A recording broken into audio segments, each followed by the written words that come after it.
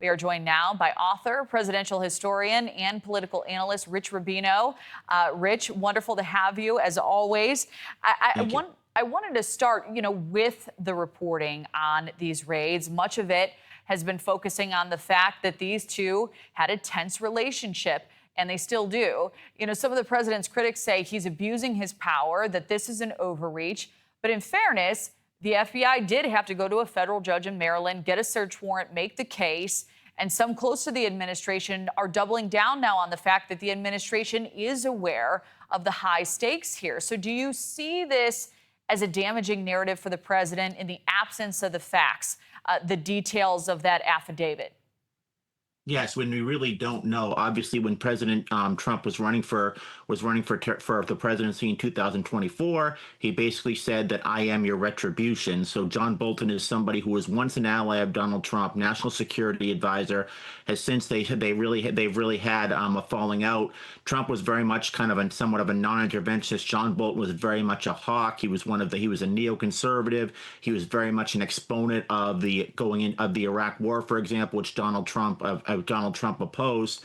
So there's been an ideological and personal falling out between the two. But what's really fascinating about this scenario, it goes to the old slogan, my enemy of my enemy is my friend. You now have a scenario where somebody who is very much hated, really hated by the Democratic Party during the Bush administration, the first Trump administration, now you have everyone from Bernie Sanders to Senator Chris Coons of Delaware coming to the defense of John Bolton, saying we don't necessarily agree with him with anything politically, but we believe that this was politically motivated, if you will. I don't think anybody would ever have seen the day, 10 years ago, that John Bolton would somehow become a hero to the left wing of the Democratic Party. Yeah, it is an interesting turn of events. You never know what to expect these days, really. I want to ask you also about the other big news happening this week. The Fed Chair, Jerome Powell, sending the strongest signal yet that rate cuts are coming, noting that he wasn't sure, though, if the president's tariffs would lead to a one-time increase in prices or trigger a longer-term inflation surge. Some are predicting now a modest rate cut.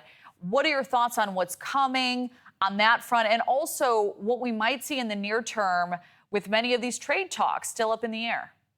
Yeah, it's a great question. I think it's a win for Donald Trump in that there is a possibility that he might actually decrease interest rates. Obviously, we saw our stock soar. Donald Trump has suggested that to Jerome Powell that the Federal Reserve needs to do this.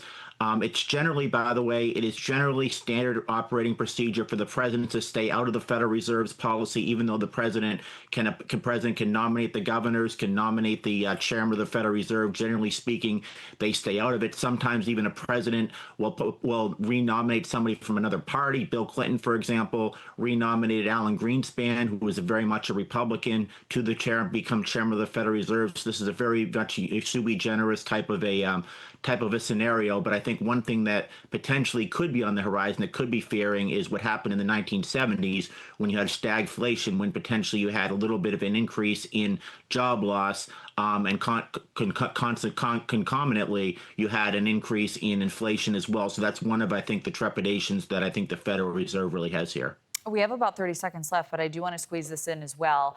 Regarding the redistricting battle, these new maps in Texas, for all intensive purposes, they're official now.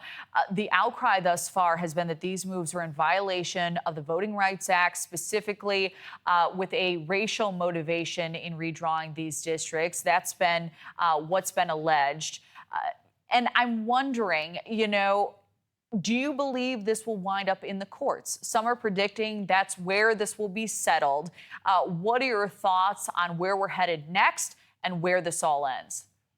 My guess is it does go to the courts. This would be for the 2026 political map, so it would have to go to the courts before that.